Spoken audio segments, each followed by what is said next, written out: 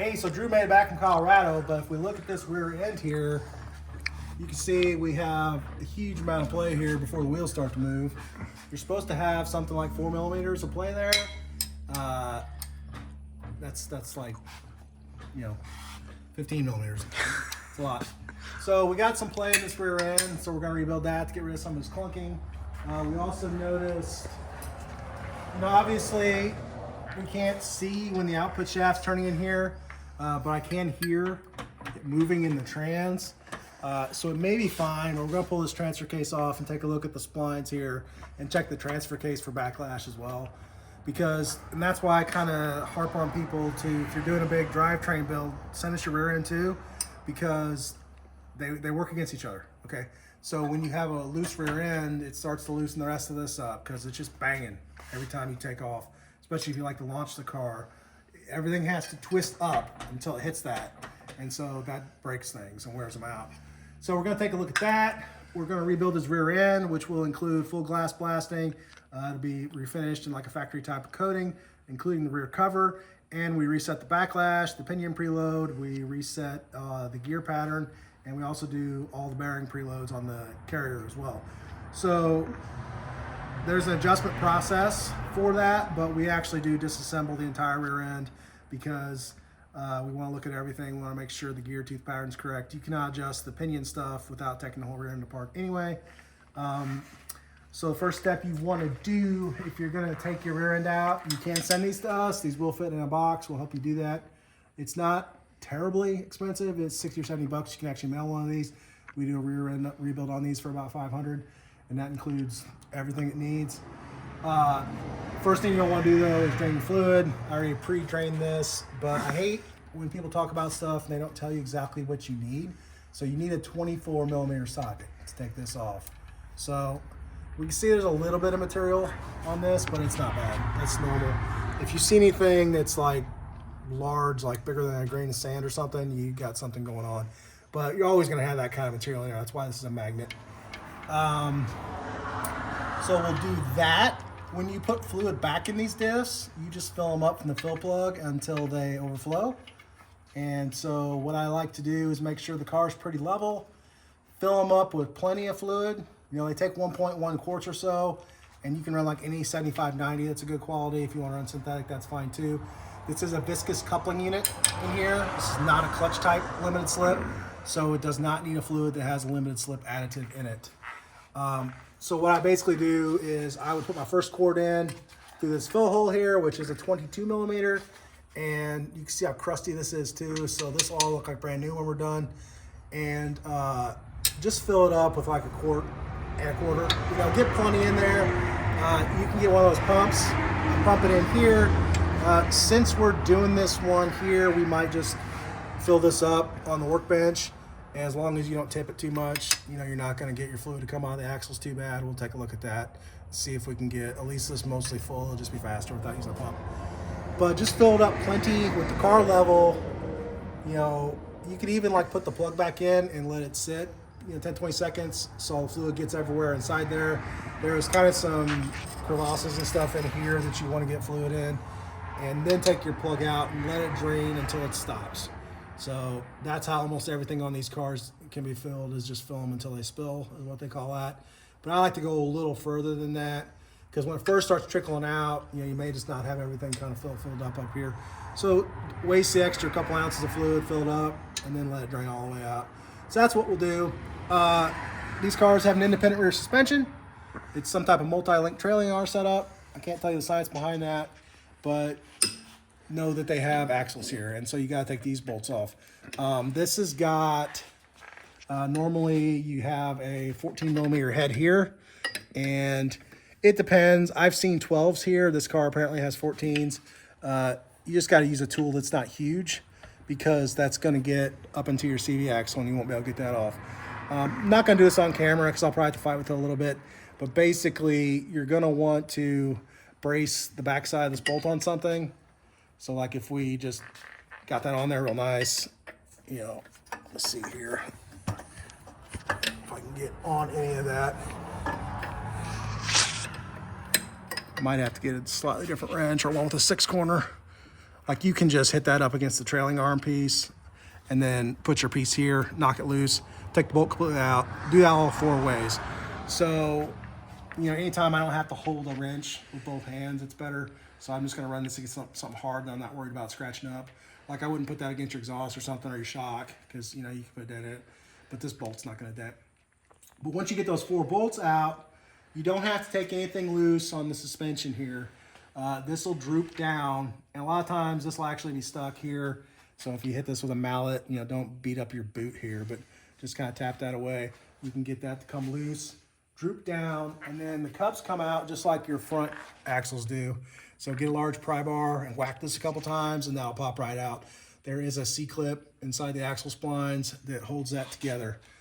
So you would do that on both, and then there are 3 bolts on the back. So you got your 3 bolts that go through your cover. So I believe that's a 17mm head. They're pretty tight. You're gonna want a breaker bar for that. You'll want to support your rear end. On the floor, you usually just use a jack. And you kind of position it a little farther forward than center would indicate because the weight of it kind of works that way.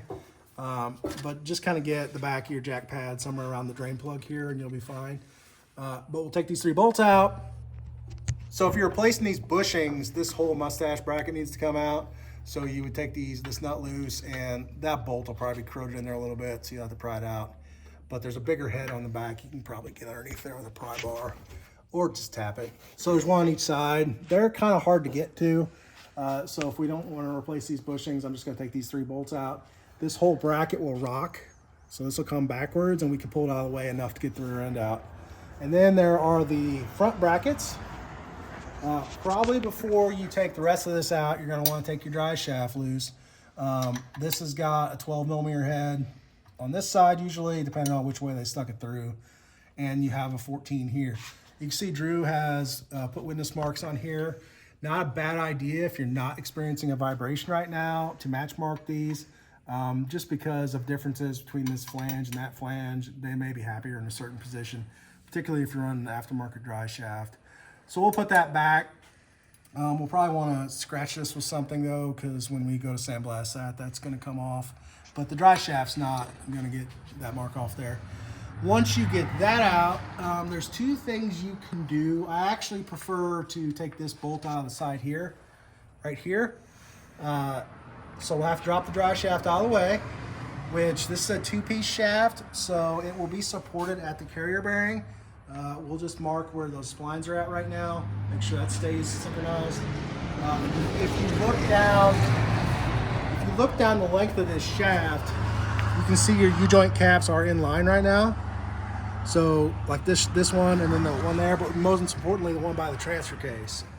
So you can see the one by the transfer case is also in line with these 2 back ones. If that relationship gets out of sync, your U-joints will be traveling at different speeds basically in their rotation and it will vibrate really bad. So you want to keep all that together no matter what kind of shaft you have, make sure that stays the same. But back to this, I like to take these out and just leave these brackets on the rear end. You can take these 3 bolts out and do it, but it's particularly difficult on the passenger side with the exhaust in the way. I would rather take these out and just take the brackets down with us, and we take them off when we get the rear end on the bench, put them back on when we're done rebuilding the rear end, and then we'll basically jack this back into place. So we have a transmission jack for the lift, and so that's what we use to hold this up and to let it down. But if you're on your back, you can use a jack. You can even grab 2 jacks if you want to kind of jack up on the front of this, because when you get this loose, it's going to want to, you know, rock around on you. And this does weigh about 65 pounds, so you don't want that to fall on your head or anything, or on your fingers. But as far as rear end goes, these are a relatively easy rear end to get out of a car. Maybe your first time, you'll spend maybe 2 hours getting one out, but once you've done it a few times, you can get one out in less than an hour. So we're gonna go ahead and proceed with that. Once we get this loose, we'll shoot you a shot of what this looks like up in here and what the rear end on the bench looks like. But stay tuned. So everybody wants to stick around the shop until we put you to work. So there's your bolt that holds the all-wheel steering pump to the housing there. If we can get this out and get that pump out of there, which sometimes are stuck pretty good, I would way rather do that than mess with the lines and chance a leak and having to bleed the system. We did also have to Yeah. I haven't worked on a car with stock exhaust for a while, so we loosened the exhaust in a couple of places just to get the bracket here to clear, but that worked pretty good. Okay, so we got the pump bolt loose and it pried it out of there, and now we're just coming down, hopefully. And if you're pretty worried, you can always chain this to your trans jack or your floor jack or whatever you're doing, but I'm not real worried just yet. Just gotta watch it. Okay, we got. Now we're caught on this exhaust again. So watch that, don't jump out at you. Yep, there it goes. There it goes. Just gently. That's how you want to do things. It's still stuck. Yeah, it's stuck right there. There you go. Go down gently. Oh, stuck on still something stuck on the exhaust right there. There we go. Well, it's still. Oh wait. Oh, it's. Our pump gets stuck in the there. pump's still stuck. Yeah. They go in there pretty far. Yeah. You got to kind of watch when you're taking them out. There's a gear in there that can get chewed up. Yeah. You don't want to do that.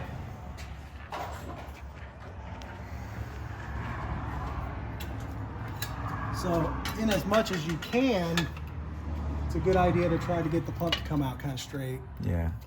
It's a little cockeyed right now. Yeah.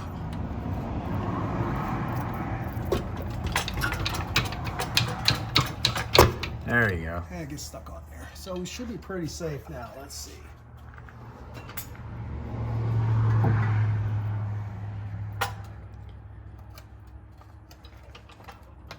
Stuck in the pump a little bit.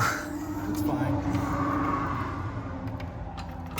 It's just gonna cut this way a little. Don't want to beat that gear up on the inside.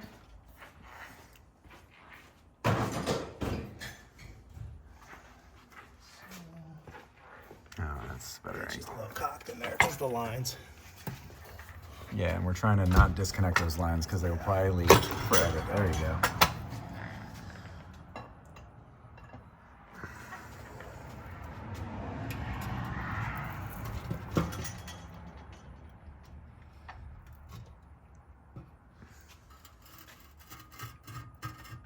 Okay, you got it this far. You want to kind of pull it out. See those teeth on there? Oh, okay. Those are good. But if you're not careful, you can screw those up. And I've seen that pump locked up from lack of fluid and those all be tore off. And you could probably hang it up if you want, but I think that's pretty okay. So we're just gonna come down now. There we go. It's finally set free. And this boat anchor here will look brand new in 24 hours. All right. So that's probably part of his clunking. We're gonna take care of that. And kind of like I was saying earlier, the bushing's fine. Like these Mitsubishi bushings, unless you got a race car and you want to go solid, they're usually fine. And this is actually a relatively low mile, clean car, but look at, this is what we see all the time on these, and this will look brand new when we're done.